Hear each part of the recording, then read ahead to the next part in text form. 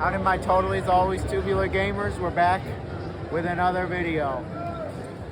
Let's get to it. Well, just like that, another month has come and gone. It feels like these months are just going faster and faster, and so with it being the end of another month, I thought I would talk about all of the games I played in March. Despite playing a bunch of different games throughout the month, I didn't actually beat that many titles. I was chipping away at a lot of games, and a few of these games are just absolutely gargantuan, and so there was no way I was going to finish them. But I feel like I played a good mix of old and new throughout the month, and I thought I would discuss all of the games I played. This list is in no particular order. This is not a ranking or review of these games. This is just me talking off the cuff about some of the games I played last month and my general thoughts on them. All of the footage is going to just be B-roll from these games. It's not going to be some super fancy crazy editing or anything, not that my videos ever are that anyway. What I'm trying to say is it's going to be just a chill tubular time. Also in the month of March, I did go to the Game Developers Conference. It was cool to go see some games, do some networking, try to work out some sponsors potentially for the next video. Maybe Cool Math Games is going to come in. That's a story for another day. Maybe I'll tell it on stream. Speaking of which, I am streaming pretty frequently, a few times a week here on YouTube and on Twitch as well. So maybe if you ever have a spare minute, check by. It's always a good time. As always, please like, share, comment, subscribe. Got the Patreon and the super thanks. I will give a shout out to Patreon and all my patrons. They're getting a video way in advance. I got a Conquering the Backlog video on there, and it's only on Patreon right now. But either way, I love you all so very much, and if you made it to this part of the video, you're obligated now to tell me what games you were playing for the month of March. I better see it down below. And if you tell me, you're gonna get a little heart from me. You're gonna get a little, you know what I'm trying to say? And so anyway, let's get to the games. So the first game I want to bring up is one that I brought up in February, and that is Monster Hunter Wilds. This was the game that I easily played the most of in March. I think this is what most people who play new games probably played the most of in March. It's the latest Monster Hunter title. I did a ranking of all the modern Monster Hunter titles, and I did give this game a full review, a full look-see, so you can go there if you want to see my thoughts on it, but TLDR, I think the game is fantastic. It is brilliant in several key areas. I've had just such a great time with it. They actually made the story mode decent. The way that you can drop in and drop out with lobbies is awesome. The monster selection is great. It's just a great game overall. And if you like Monster Hunter, you probably already checked this one out, but if you haven't, oh, it's real good. But I don't want to dwell too long on Monster Hunter. I've talked enough about Monster Hunter Wilds at this point. Let's move on to a new game. A retro game, actually. In the month of March, I actually sat down and played with my partner The Sims. Yeah, Sims 1. I saw that Sims 1 was re-released on Steam. I guess it works with like modern computers now, and went, you know, I haven't played The Sims 1 in such a long ass time. Let's see how it still is. And I played a good like 6, 7, maybe even 8 hours of The Sims 1, and I really forgot just how much fun this game can be and just how unhinged this game can be at times. Like, there's some really goofy, silly shit that can show up in this game, but the game can also get surprisingly real, like when one of my characters just wanted to get laid all the time, but he was forced to work, and he worked so much that he couldn't get laid, and then he became depressed because he couldn't get laid, but then he also needed money to get laid. It was just this really destructive cycle, and I was surprised that the game actually went that deep. I forgot just how killer the soundtrack is in The Sims 1. Also, that piano just goes so hard. It is so good. I've been listening to it a bunch, to be completely honest. I'm sure it's even going to be throughout this entire video because the music of Sims 1, it just slaps. It has a really charming presentation, and this new version seems to work perfectly fine on modern Windows, which is great because I know the original version did have some issues. I'm sure there are some fan patches and mods or whatever, but this, it just works right out of the box, which is nice. Maybe sometime this year I'll get the new version of Sims 2, and who knows, maybe there could be a Sims ranking one day. I doubt it. I feel like I could talk about these games for a long time. I'm gonna cut it short and just say that Sims 1, it's still a fun time. There's really not anything else like it. I know Inzoi came out this month, but I didn't check that one out. Nah, I was playing Sims 1 from like 2000, and yeah, it's a good ass time. We love the Sims in here. Alright, well, from one EA game to the next, I guess I did not plan that. We have Split Fiction. I did play through Split Fiction in March, and yeah, this game was just absolutely phenomenal. I'll just be blunt, this was the best game I played this month. Like, this game is really good. I actually did do a ranking of all of Joseph Ferris's games and did give this game a full review as well. So yeah, we're gonna keep things short here. You can give that video a look-see as well if you want to know my full thoughts, but to be quick, this game is just brilliant. It is incredible. This game is just fantastic. Like, this is one of the best cooperative experiences ever. I'm not trying to be hyperbolic or over-exaggerate. Like, this game is just crazy good. While the story and characters didn't really jive with me at first, Eventually it did click with me and I actually like them, but the gameplay is peak. It is a great 3D platformer, but there is so much more to this game than just the 3D platforming. There's so much variety. It is set piece after set piece, all these different environments. The game just goes crazy. There's no filler. It's always keeping things interesting. It's got great pacing and it has a great length to it of around 10 to 15 hours. And the last hour of the game is one of the most unforgettable moments of any video game. It was wild stuff. It was also incredibly innovative. I've never seen a game do what Split Fiction does. If you've been on the fence about this one, if you've been split about it, get it? You like that one? Shut up, bitch!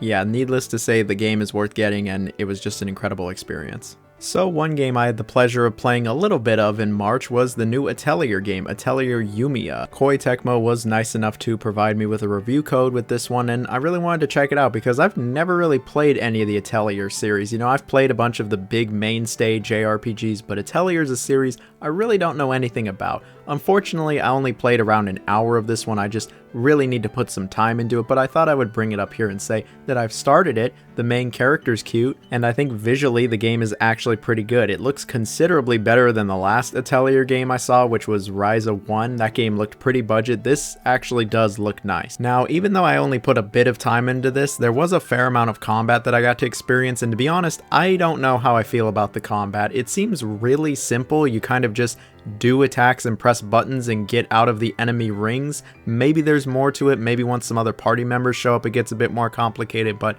upon first glance, I don't know how I feel about the combat. The alchemy and crafting also seems pretty simple. I'm sure that's going to get more complicated. But this is one game that I genuinely would like to put some more time into. It seems like it could be a really cozy, crafting, chill JRPG, which is a nice change of pace after Metaphor and Avowed and Final Fantasy VII Rebirth and all these, really hardcore, involved, complex RPGs. Yeah, I'd like to try some more of Atelier Yumiya. I liked what I played. Alright, but what about the games that I streamed in March? I streamed a number of times throughout the month and I played some pretty varied games. I did briefly play Vampire Survivors, but we're just not going to talk about that little addiction. Let's talk about A Hat in Time. So last month I decided that I wanted to make a bunch of videos on 3D platformers. I wanted to just focus on 3D platformers for a little bit. It was just what I was feeling like doing, and I figured before I make all these videos about 3D platformers, I need to play A Hat in Time. I had never played it, and I had heard amazing things about Hat in Time. I had heard that this was one of the best indie platformers of them all, and I thought it'd be really fun to play it on stream for the first time. And you know what? This game is mad good. This is a great game. This is one of the best 3D platformers of the last decade. It reminds me a lot of Super Mario Sunshine. I can tell it's very inspired by Super Mario Sunshine, but that's not a bad thing whatsoever. It's about this cute little alien known as Hat Girl. Yeah, she really is an alien. She's just flying around in space, but then she basically crash lands on this planet and has to get a bunch of these timepieces back. And not only is she really cute, but this game is pretty friendly, cute, cozy looking. I like the aesthetic of this game. Does it look a bit budget and indie? Yeah, but it is an indie game, so totally fine with me. I like the aesthetic. The music wasn't half bad either. But where I think this game really excels is the moveset and the level design. I was having a lot of fun with this one. It's more like Mario Sunshine, where you're dropped into these big open areas and you're given a pretty straightforward objective. Usually it even tells you where you need to go, and then you get to go do the objective. Sometimes you have to do something for someone, sometimes you just have to platform to a certain part. But what's nice is you get to freely explore these areas still, and there is plenty of things to find. And so even though it's linear, it's simultaneously non-linear, and I just really like that game design approach. A lot of games don't really commit to something like this. Most of the time they're more like Banjo-Kazooie, where you're just dropped into the big open environment, you can do whatever the hell you want. Here, no, there's actual objectives, there's a core mission that you need to complete, and then after you do it, it sends you back to the ship, the hub area, just like Mario 64, Mario Galaxy, Mario Sunshine, etc. I also like Hat Kid's movement. Her moveset isn't crazy complex, it's not the most robust, but I feel like the game actually takes advantage of it, and I like how many different moves she gets. I also like as you play through the game, you do get new moves, and then you can go back to older areas and use those. There's a little bit of backtracking, but it's the fun kind of backtracking in my opinion. And so yeah, this game was just an absolute blast to play. It was fun to play it on stream, and I played a little of it off stream as well, and I'm glad that I did, so then I could include it on some 3D platformer lists. I don't think I'm done making videos on 3D platformers. I got a few more that I want to do, and then maybe I'll focus on another genre or just go back to making random videos. Kinda depends on what you all want to see. Either way, I'm going to continue streaming because it's been quite fun, and I'm always telling plenty of crazy stories of my time at Tesla, Insomniac, or just traveling across the US, so if you're interested in hearing about any of those, you can join in there.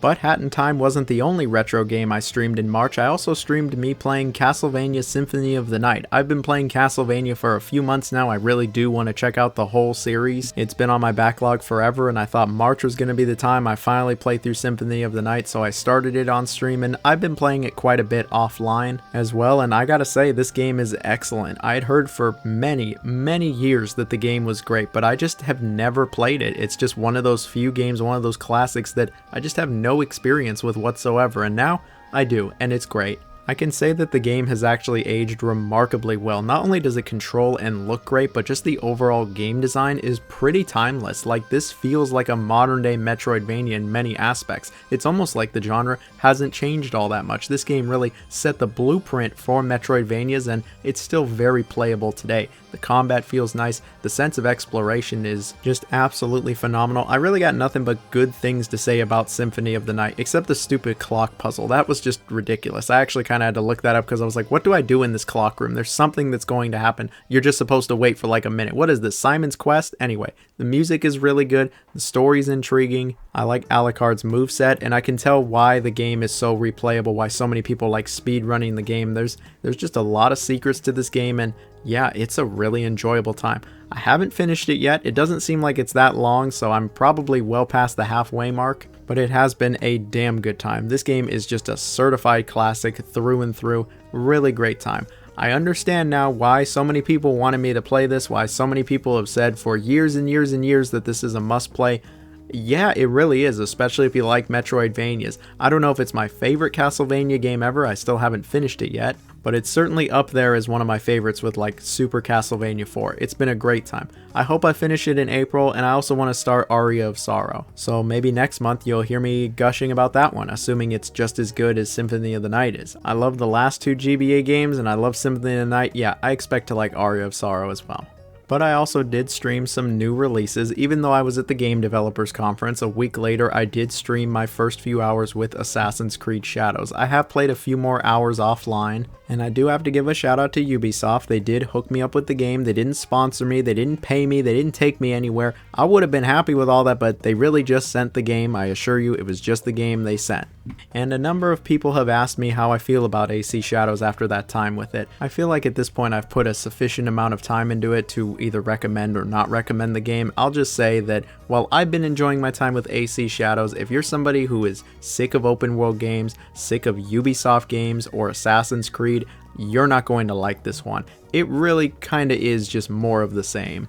I don't want to be too reductive of this game, but after playing like 6 or 7 hours, there's just a lot of similarities to the last few AC games where you're just exploring this massive open world, climbing the tall thing, and taking out enemy camps. I will say though, there are a number of real improvements here to the Assassin's Creed formula. The stealth is easily the best stealth that the franchise has ever had. It's actually well done. Lighting actually really matters in this game, a first for the series if I'm not wrong. You can also go prone, which is pretty cool. I thought the stealth was actually very well done. I like playing as Naoe. She's maybe the best assassin in terms of her moveset like ever. Sure, she can't go crazy or Titanfall like with the parkouring, but she just has so many tools at her disposal, and she can actually be this stealthy ass woman. Like, yeah, that's actually really well done. It's unfortunate that I feel like the open world is just kind of stale. It's just kind of boring. Like, it's just this large wasteland almost. Sure, there's a lot of landmarks and mountains, towns, bases, you name it, but I just didn't have a lot of fun exploring it. I just didn't have a lot of fun traversing in it either.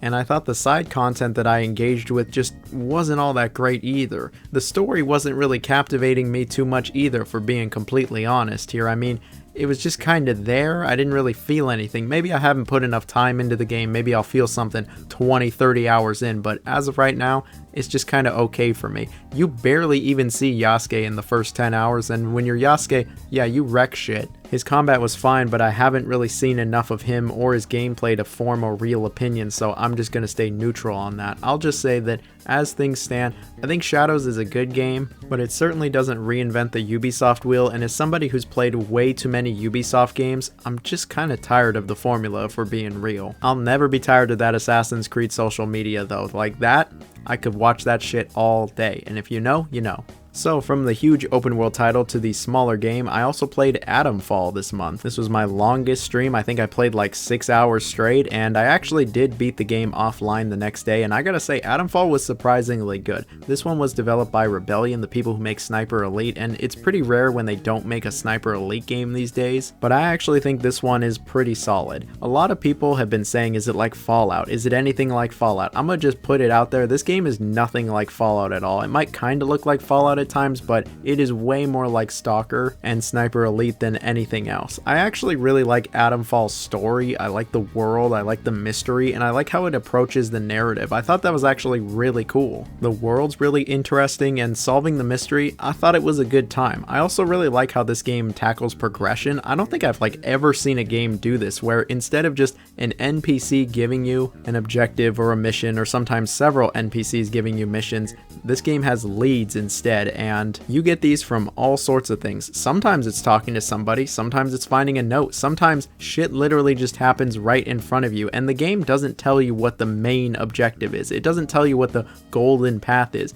There is no golden path. There are no critical missions. There's 6 different endings, and there's several different paths to getting to those endings. Sure, sometimes a few things overlap here and there, but for the most part, yeah, you can have a pretty personalized, customized experience here. The way that I completed things, the ending that I got, and how I got to it is going to be totally different from anyone else's, and I think that's actually really cool. I think it's one of the most memorable things about this game. When I'm thinking about this game 6 months from now, I'm going to go, yeah, it was really cool how non-linear it was with the leads. I think that is a reason why you should play this game. Outside of that, I think everything is decent to good. The combat is fine enough, it's serviceable. The melee combat is okay, it's certainly not dying light, and the guns feel nice enough. The enemy AI is kind of all over the place. Sometimes they'll actually dynamically react, like when you point a gun at them, they'll freak out and put their hands up. That's actually pretty cool. Other times though, yeah, they're just dumb as rocks. I wish the stealth was a little better. It's just super basic and kind of feels like it's harder than it should be. There's also a skill system, which is the closest thing you have to player progression, and this is just way too basic for its own good.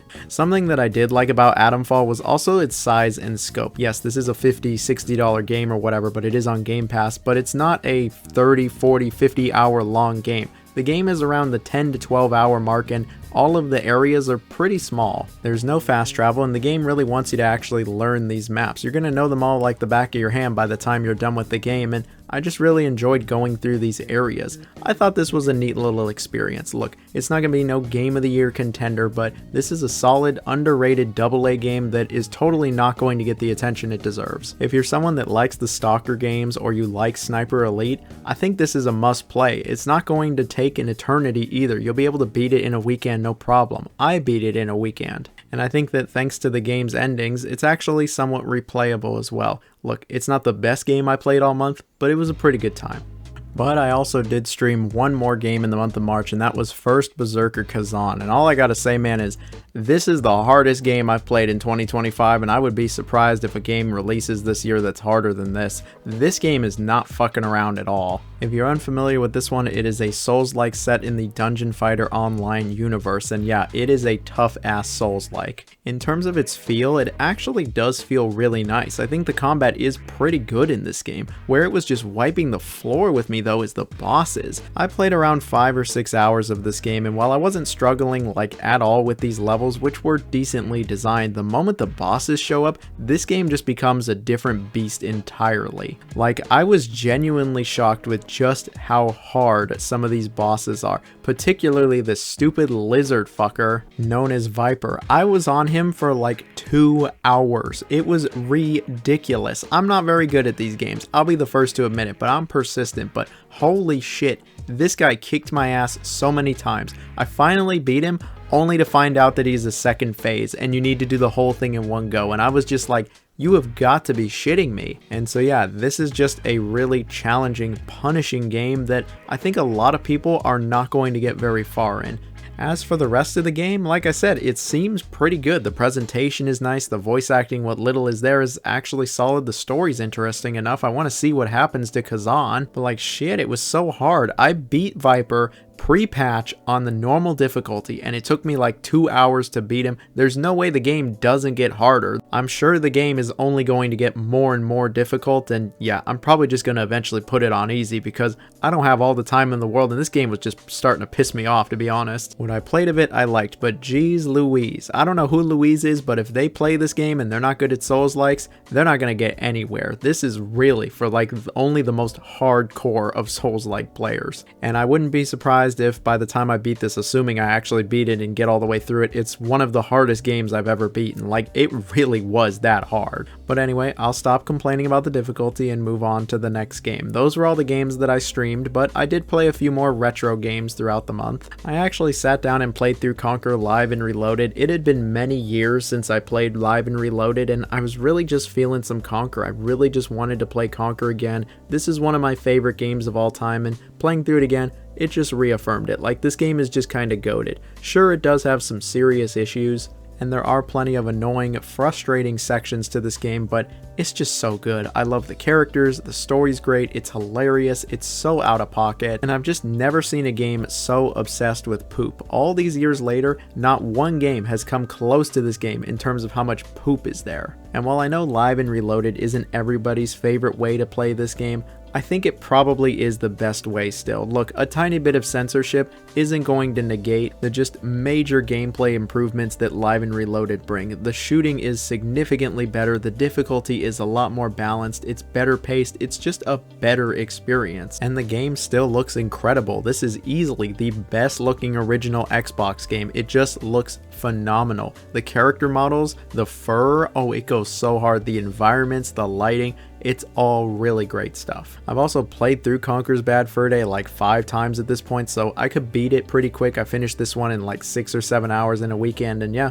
it's still really great. So one game that I played through with my girlfriend that had been on my backlog for a very long time, and I'm really glad I played it, was actually Monkey Island 2 LeChuck's Revenge. Now, I had played through The Secret of Monkey Island a few years ago, and I thought it was actually pretty great. I know it's considered one of the best point-and-click adventure games of all time, but I think it's even great nowadays, and I really wanted to check out the second one so then I eventually could play Return to Monkey Island. And so yeah, it finally happened. I played all the way through Monkey Island 2 and it was a great experience. It's one of the best point and click games I've ever played, no hyperbole. The game is hilarious. Like, this game just had me laughing out loud so many times. Like, this game just has a great sense of humor and it has so many funny little moments, from Guybrush just being a total jackass or idiot to the world just being kind of crazy.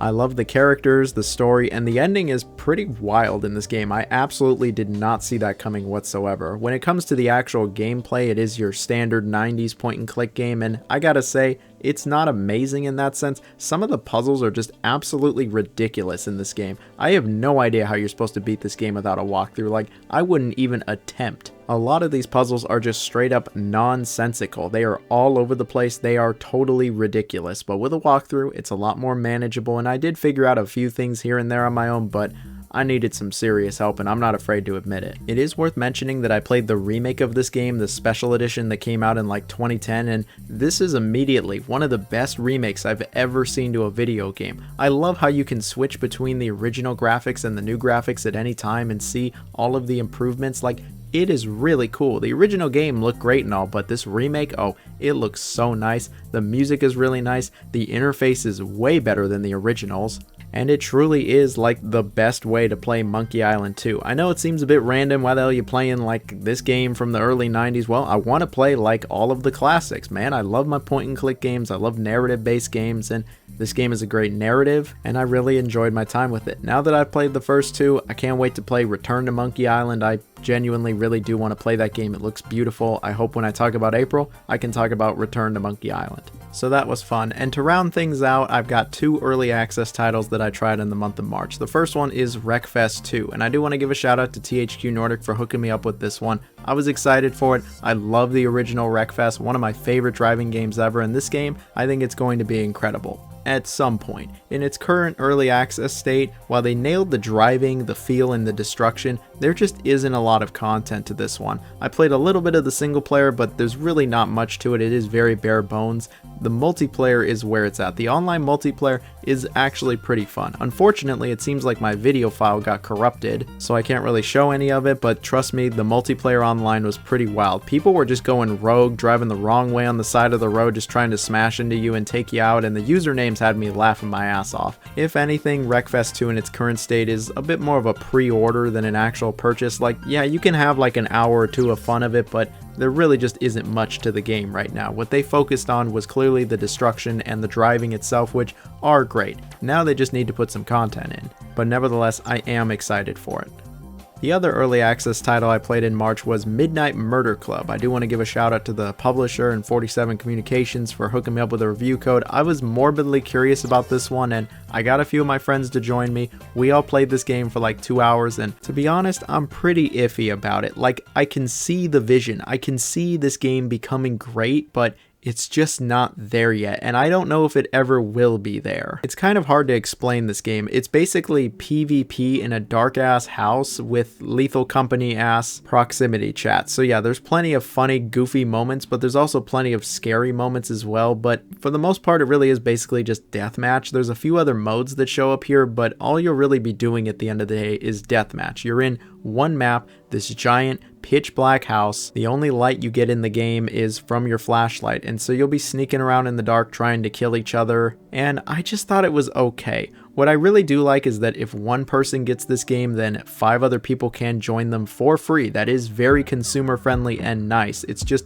the gameplay itself feels like it needs a bit more sauce. It feels a little too basic in my opinion, and I also think the map is just way too big. Either make it a little smaller or put more players into it. There was just a bit too much downtime in my opinion. Since the game is in early access, I'm not going to be too harsh on it. I'm sure they're going to be improving things, updating things, adding more complexity, but as of this moment right now, I'd have a pretty hard time recommending this one. I mean, I had some laughs with it, I had a little bit of fun, but there are so many other multiplayer games all vying for your time that it's hard to be like, yeah, this is the one that's totally worth playing. Strangely enough, this game is published by PlayStation, by SIE. I really wasn't expecting that. I guess they see something in it. But in conclusion, I just don't know about this game. In its current state, I'd have a pretty hard time recommending it. I'd say Wreckfest 2 is a better time. But alright, that's it for today's video. These are some games that I played in March. It wasn't every single game I played, but it was every game I played for a decent amount of time that I had something to say. Hopefully you all enjoyed it. This is just kind of Jonathan rambling for like 30 minutes and going off about all the crazy stuff I played this month. So, my question is, as always, what did you play this month? That's the code word. You got to tell me at least one game and you'll get a heart from me. So that's it for today. Hope you all have a wonderful day. Stay safe, y'all. And bye-bye.